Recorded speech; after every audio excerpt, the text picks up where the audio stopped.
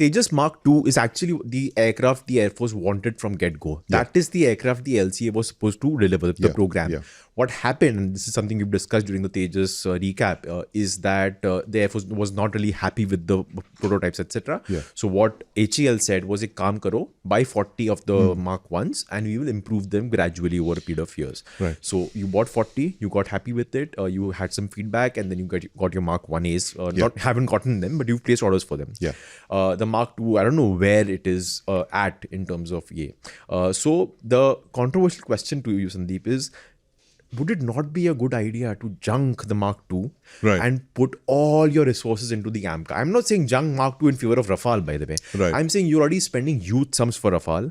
You will be spending money for Tejas Mark 1As as well. Why do you want the Mark II? Keep it aside and devote all your money, resources for the AMCA project. Yeah, well, that's a good point, Dev. And, this has been debated as well.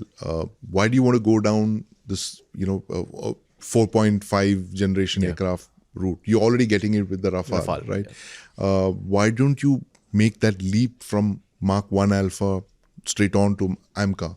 Because what is going to happen is that I see this, lack of focus. You already have the Mark 1As. You're in full production mode.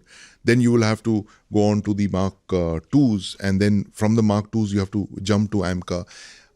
And these are actually, what you're doing is you're creating two parallel production lines, right? And I'm not sure whether the government is also very clear about this, that there are too many aircraft production lines at the moment. You have your Mark 1 Alphas, which will then turn into the Mark 2s. And then you will have the AMCA, and then you'll have your Rafale. So you're looking at possibly something like 3 production lines, all roughly at the same time. Because when the Rafale, if and when it comes through by the early 2030s, that production line will start delivering, I'm very optimistic case, 2032, 33. By then your Mark 1As will also be in full production, and your Mark 2s would have started coming out, and your AMCA prototypes would have been delivered and they would be flying by then. So you're looking at a bunching up of a lot of aircraft,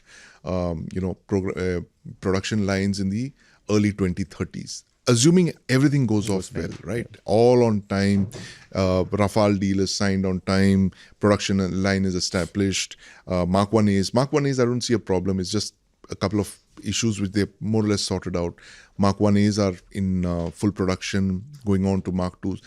There's a steady drumbeat, but yes, there is a very big reason for you to figure out whether you need the Mark 2s in the same numbers. What are the Mark 2 numbers like? About 100? 100 odd Mark 2s. Do you need those 100, or do you need to focus entirely on AMCAs? Because the world of the 2030s is not going to be a Gen 4 aircraft world anymore. It's going to be all Gen 5.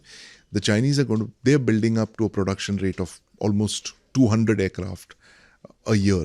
Right? I mean, that's an astounding production rate. And are you going to pit your Gen 4 and Gen 4.5 aircraft against 5th generation, fighters? Those are calls that must be taken. And, like I said, I don't think the government is very clear in its mind as of now.